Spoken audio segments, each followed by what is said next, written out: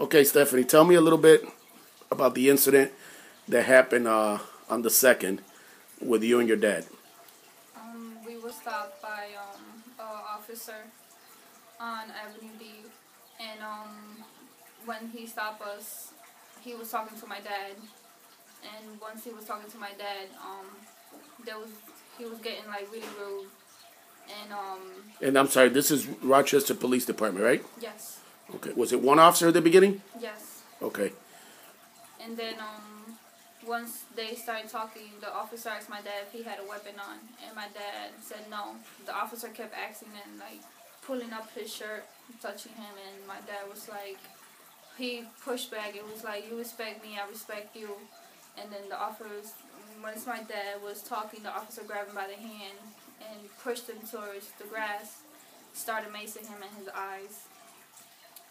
From there on, another officer came in, a female officer came in, and was trying to arrest him, was on top of my dad. Once they was on top of my dad, I approached them. Once I approached him, I asked him, why was he doing this? Because he didn't do anything wrong.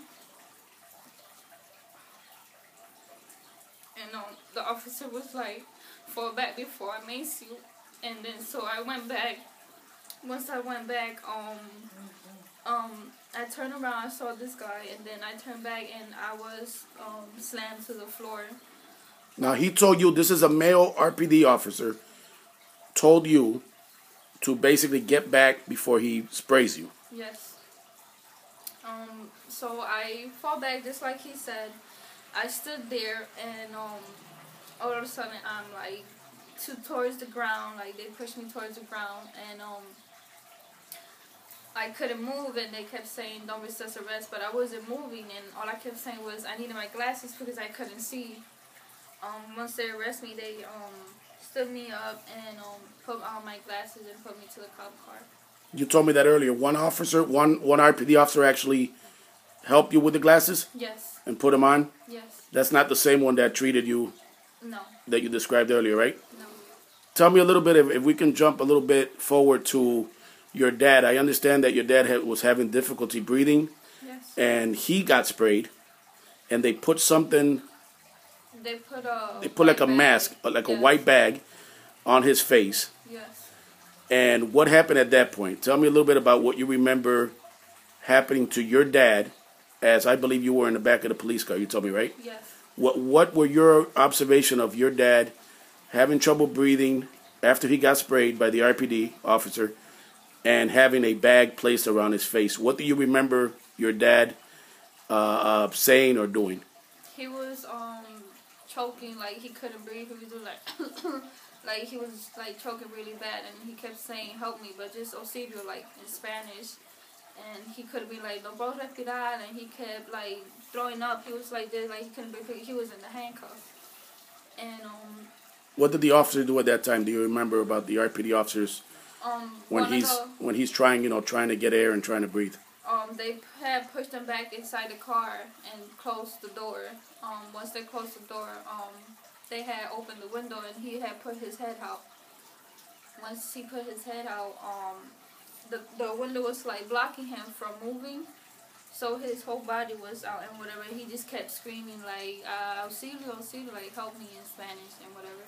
And then he drove away with him still like outside of the car, like stuck with the window.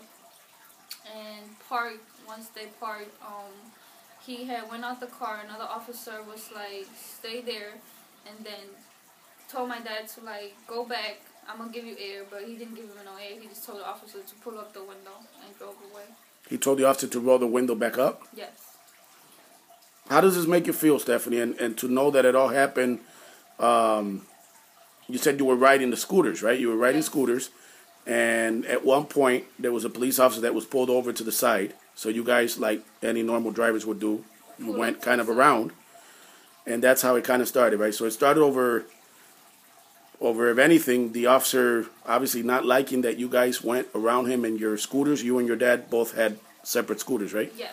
How does it make you feel that Rochester police officers, whose job it is to protect you, your mom, your dad, your family, citizens would act in such a way?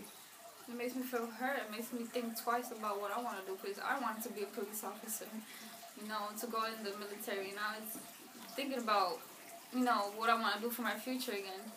I don't want to become like that. Now who I'm going to, call for, any help, you know what I mean? Okay. Thanks a lot, Steph.